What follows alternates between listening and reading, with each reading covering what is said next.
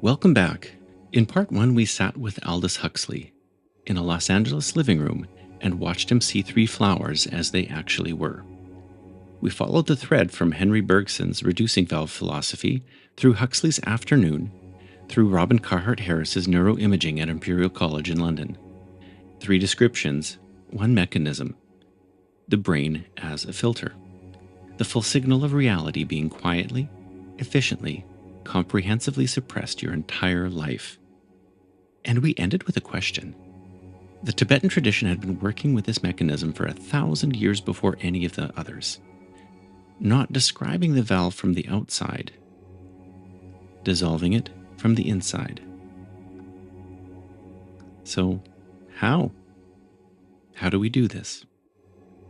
Welcome back to Quantum Awareness. Sound is emptiness, emptiness is sound. I'm QP, your quantum perceptor. Today we answer the question.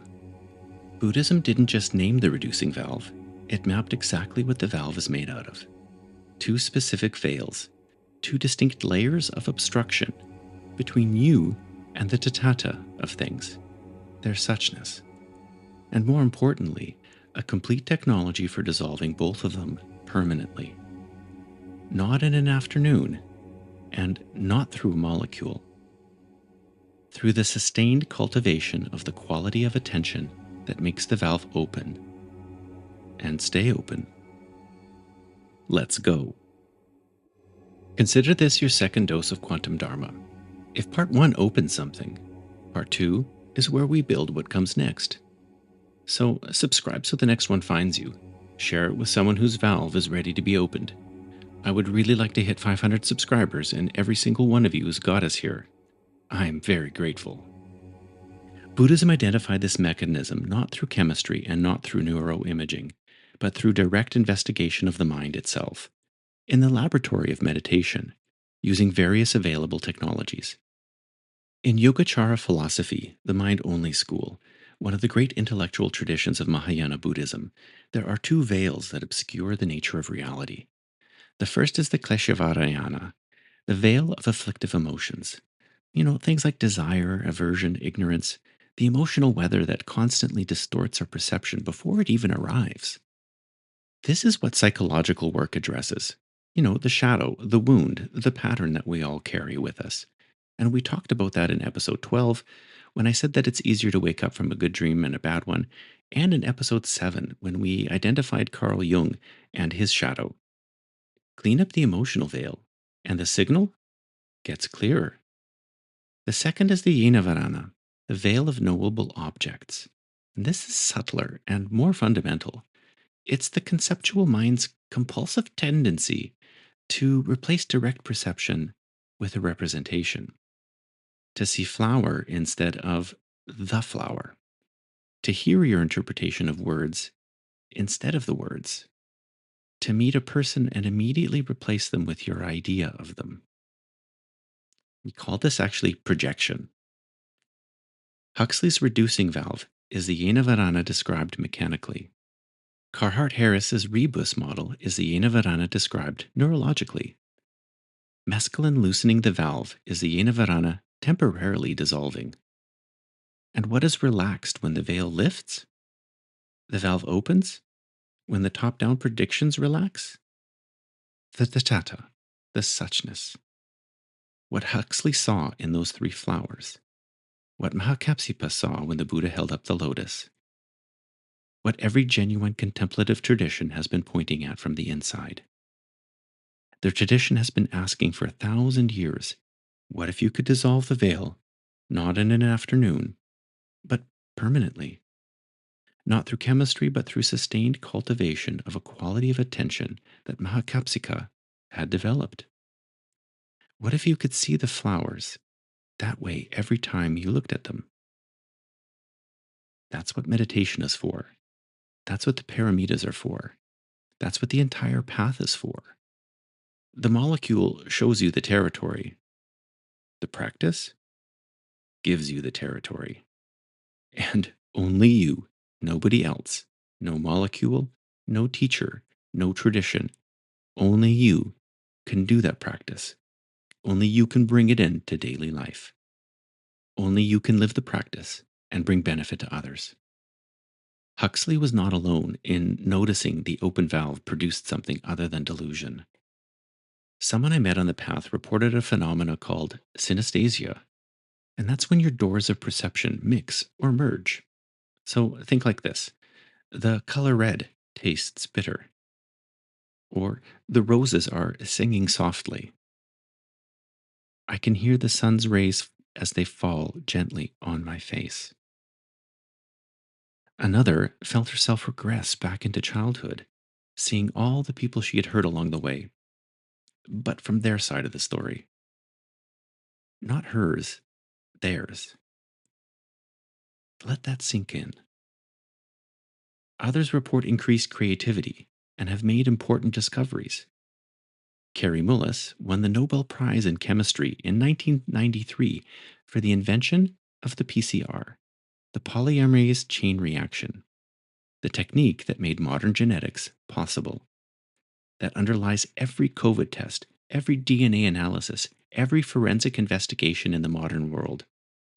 He stated explicitly, publicly, and without apology, that he could not have conceived of PCR without LSD. The molecule allowed him to think in the nonlinear associative multi-scale way that the invention required. A Nobel Prize, and a technique that changed medicine forever. A direct causal claim. Francis Crick, the discoverer of the DNA double helix, reportedly conceived of the helical structure under LSD. Those who knew him have confirmed this. The structure of life itself may have first been seen through a temporarily opened valve. None of these men were claiming the molecule did the work.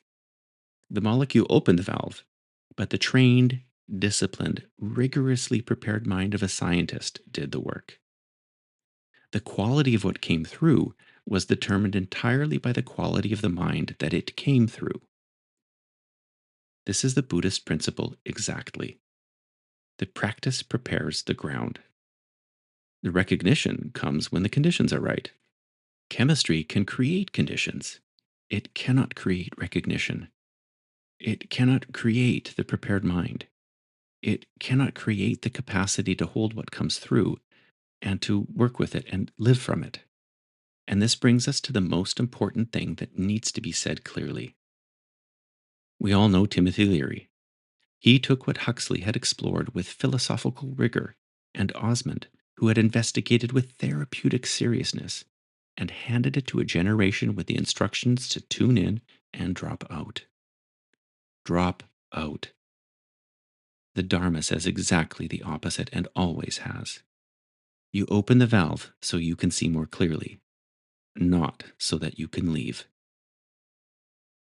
The bodhisattva doesn't drop out. The bodhisattva goes back into the world, back into the relationships, back into the mess and the beauty and the difficulty of being alive and in a body with other people.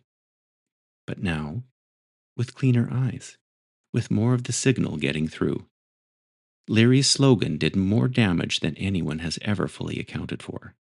It associated the open valve with irresponsibility.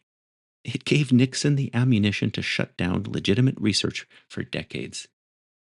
Groff's work was interrupted. Hoffman watched his discovery become a war. An entire generation of potential scientific and contemplative progress was just lost. Dropping out never made anything better. No drug can create happiness. The only thing a drug can do is condense the happiness you already have into a shorter amount of time. There will be amazing music, world-changing discoveries, but no lasting happiness, no lasting freedom, no liberation. Now, a man named Ram Dass gave his Lama a very large dose of LSD. His teacher, Neem Karol Baba Maharaj-ji, took 900 micrograms in front of him. 3 tabs of 300 micrograms each.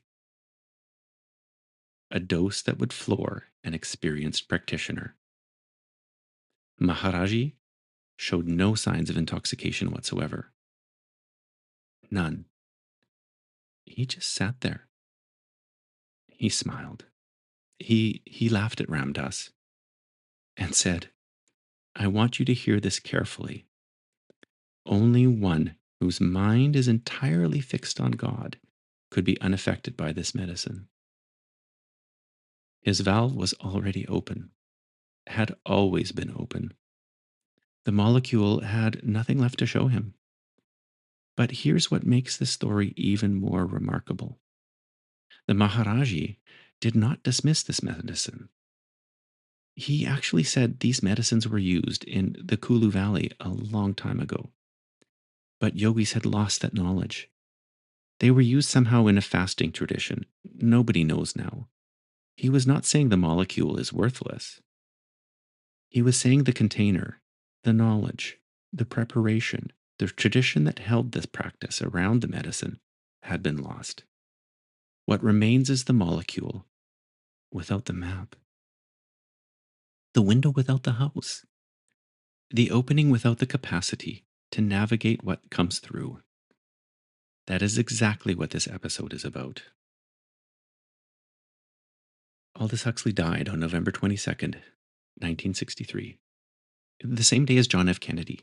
His death was eclipsed so completely by the assassination that almost no one noticed.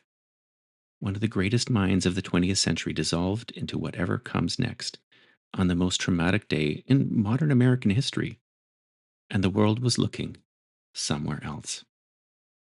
He knew he was dying, laryngeal cancer. He could barely speak. In the final hours, he wrote a note to his wife Laura. He couldn't say it, asking her to inject him with 100 micrograms of LSD. She did. He died approximately 11 hours later.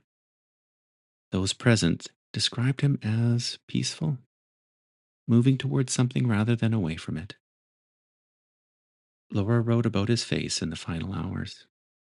She described an expression she could only call liberation. He used the open valve one final time, at the moment when the valve opens permanently, consciously, with full intention. Now let's place this beside another death that we've spoken about in this series. The 16th Karmapa, Rangjung Rinpoche Dorje, dying in the hospital in Zion, Illinois in 1981. Western doctors had never seen anything like it. The warmth remaining in his chest for 3 days, his face expressing something that had no category in Western medicine. Don't worry about death. Nothing happens. Two men, two completely different paths, two completely different vehicles. One opened the valve with chemistry, consciously, intentionally at the threshold. One had spent an entire lifetime learning to open the valve through practice, had mastered the dissolution sequence, had trained the recognition of clear light, moved through the death the way the practitioner moves through sleep. Same territory, same threshold, same quality of conscious presence at the moment of dissolution. Vastly different vehicles. Huxley saw the territory. He glimpsed it clearly, repeatedly, with intellectual rigor and genuine courage. He made an extraordinary map of where the valve can open and what's on the other side. But between each glimpse, he came back to ordinary consciousness and with no reliable way to return on his own will. But the map was beautiful. And the map is not the territory. And there's a profound difference between having visited a place and knowing how to live there. You see, the Karmapa didn't visit, he lived there every day. Through decades of practice, through prostrations, through mantras, through guru yoga, through sitting and looking at the unglamorous daily work of keeping the valve open by clearing away what keeps it closed. By the time he arrived at the threshold of death, he was not a tourist to the territory he was entering. He was coming home. Now, what was the technology that he used? We call them the 6 yogas of Naropa. Think of them not as 6 separate practices, but as a single journey through every state of consciousness available to a human being. A complete map, a complete system of technologies for waking state, the dreaming state, and the dying state, and all the space that lives between. The journey begins in the body. Tummo, the inner fire, burns through the veil first. The emotional residue, the accumulated weight of habitual patterns stored in the nervous system. The valve begins to open from the ground up. Heat as a purification. The body becoming transparent to itself. From the body to identity, Julu, the illusory body, the second veil. You recognize that the solid, permanent, boundaried form you take yourself to be is to have a construction, an appearance. The valve loosens its grip on the story of what you are. From identity to recognition, Oozle, clear light. This is the valve fully opened, not glimpsed, recognized. The luminosity that underlies all experience. The Dharmakaya, the sleeping mind, touches us every night without knowing it. The practice is learning to stay there, from waking into the dream. Milam, dream yoga. This is what we touched on in episode 13. The valve that closes during sleep is kept open. The awareness behind the dream is the same awareness behind the waking state, the same field, open. Recognized now in the dark, from the dream into death. Bardo, the in-between, the states the ordinary mind passes through unconsciously, the withdrawal of the elements, the arising of the phenomenal display, the narrowing towards rebirth, becoming navigable. The practitioner moves through consciously, recognizing, not grasping, not fleeing. And at the threshold itself, Phowa, the transference of consciousness at death, not hoping for recognition in the last moment, actively, deliberately, and with training, directing awareness towards the Dharmakaya at the moment of dissolution. That is the journey. Waking, identity, recognition, dream, death, liberation. Not 6 lectures, one path. Opening the valve at every level of existence without the chemistry.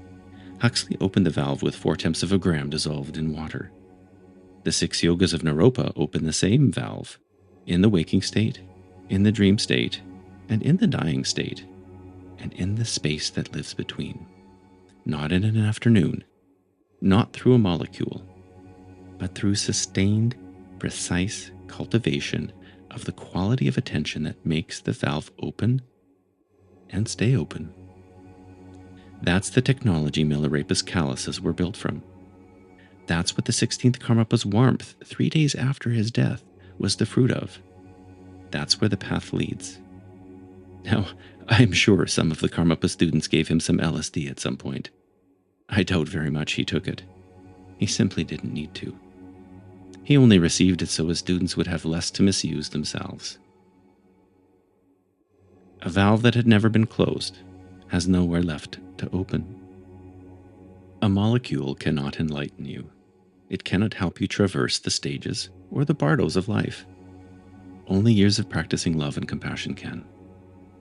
Only the sustained cultivation of awareness, of the paramitas, of the 4 basic thoughts, of the refuge, or of the sitting and the looking and the choosing again and again the wider response over the reactive one. Only this builds the house. There is no shortcut to lasting joy and highest bliss. The molecule can show you the window if you didn't know it was there, but the practice builds the house, and only you can walk through on your own will. And the Buddhist, the Bodhisattva, doesn't drop out. We stay and come back again and again for the benefit of all. So here's where we land. Aldous Huxley sat in a Los Angeles living room in 1953, saw 3 flowers as they actually were. 25 centuries earlier, a man held up a lotus, and only one person in the assembly really saw it. Both moments are pointing at the same thing, the tatata of the flower, the suchness that the reducing valve, the yena varana, the default mode network, the brain's compulsive top-down model of reality, has been filtering out your entire life. The mescaline got Huxley there in an afternoon. A lifetime of practice got Mahakapsipa there permanently. The 6 yogas got the 16th Karmapa there so completely that 3 days after clinical death, his chest was still warm. The territory is real. The science confirms it. The tradition of the science of mind has been mapping it for centuries. And the convergence. Bergson's philosophy, Huxley's afternoon, Carhart-Harris's neuroimaging, Yogacara epistemology, the flower sermon, the 6 yogas of Naropa. All of that converging into one is simply not a coincidence. It's the same territory described from every possible direction. Now, look at something near you. A flower if you have one. A hand. A cup of tea. Really look. Not at your idea of it, at it. The tatata is always there. The lotus is always being held up. The valve is always available to be opened. Next time we go further into the cartography, a Czech psychiatrist named Stanislav Grof spent 50 years mapping what happens when the valve opens. Not just in an afternoon, but for hours, repeatedly and systematically. He built the most detailed map of non-ordinary consciousness that Western science has ever produced. And along the way he found Moses on the mountain, the Eleusinian initiates, and the Tibetan Book of the Dead waiting for him at the end of the map, all pointing at the same territory. Until then, look at the flowers. Really, really look. If something shifted in this episode, don't file it under unremarkable. That's what the valve does. It files everything under unremarkable and moves on. Please subscribe wherever you listen. Share it with one person whose valve is ready to open. And if you want, go deeper. The 6 yogas of Naropa are on my website, quantumawareness.net. I'll link them directly in the show notes. Each one has its own door, each one pointing at the same valve. Let it produce fruit.